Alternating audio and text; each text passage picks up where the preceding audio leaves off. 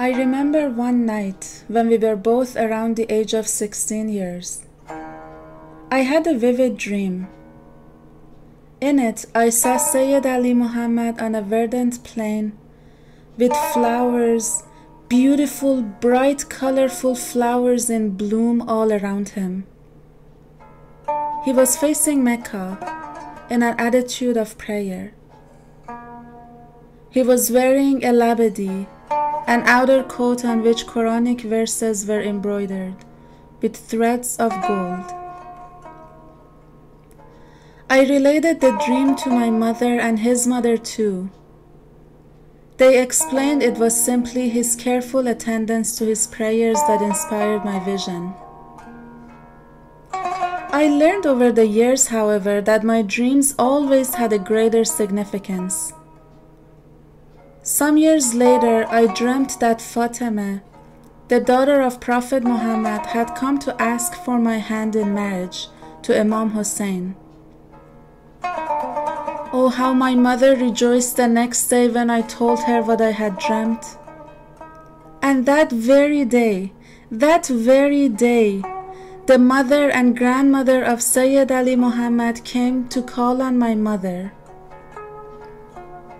After they were all seated, I took sharbat to them and left the room.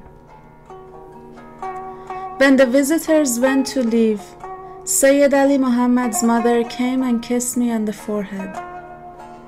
I was perplexed, but my mother explained that that kiss signified that she had chosen me to marry her son. My dream had come true, in fact, and I was so elated. During those early years of our marriage, my blessed husband had no definite occupation. He spent most of his time in the upper chamber of the house, engaged in devotions. In the afternoons, he preferred to walk in the fields, and he often would not come home until sunset. In the evening, he would perform the obligatory prayers and then write his letters or meditations. I remember one day he came home earlier than usual.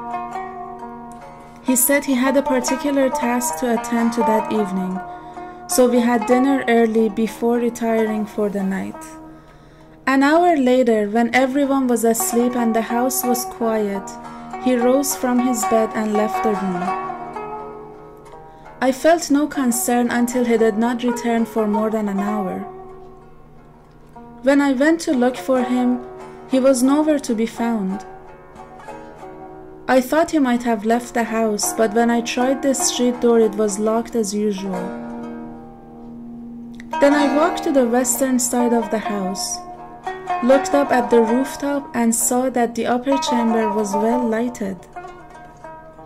This only added to my surprise, for what I had never known him to go to that part of the house unless he had guests, and he always told me when a visitor was expected. So with both astonishment and trepidation, I went up the steps at the northern side of the courtyard. There I saw him standing in that chamber, his hands raised heavenwards, intoning a prayer in a most melodious voice, with tears streaming down his face. And his face was luminous. Rays of light radiated from it. He looked so majestic and resplendent that fear seized me, and I stood transfixed where I was, trembling uncontrollably.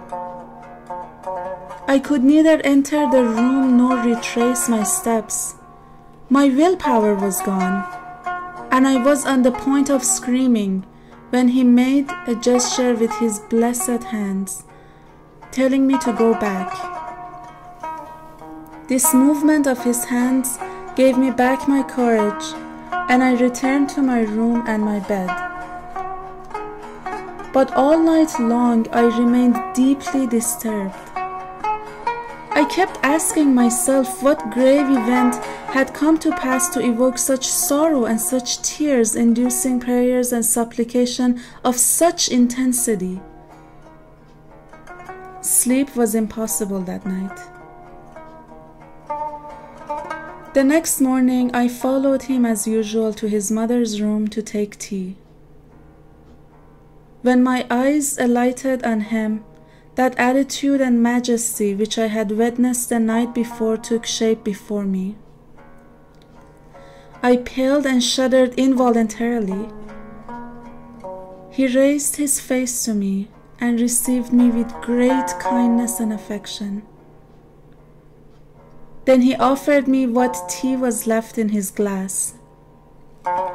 His kindness restored my courage, and when he asked me what it was that troubled me, I boldly replied that it was the change that I had seen in him. "You're no longer," I told him, "the same person I knew in our childhood. We grew up together and have been married for 2 years, living in this house, and now I see a different person before me. You have been transformed."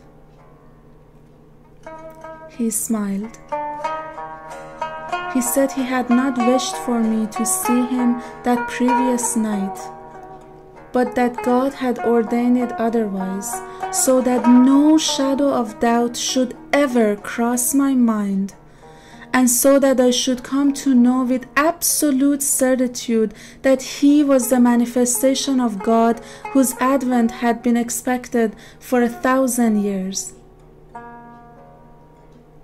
As soon as I heard him speak these words, I believed in him.